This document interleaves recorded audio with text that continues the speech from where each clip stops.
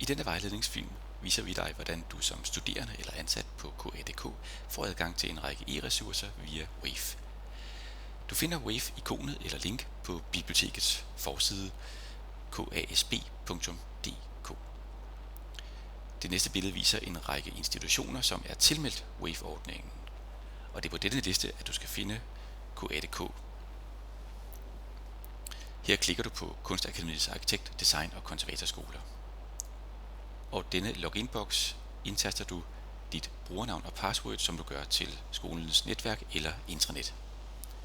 Første gang du gør det, skal du acceptere og gemme en samtykkeerklæring. Det er der kun en handling, som skal gøre én gang. Herefter har du så adgang til bibliotekets ressourcer, uanset hvor du befinder dig. Det er Avery, Britannica, DRI, eBrary, Infomedia, JSTOR, RaveWorks.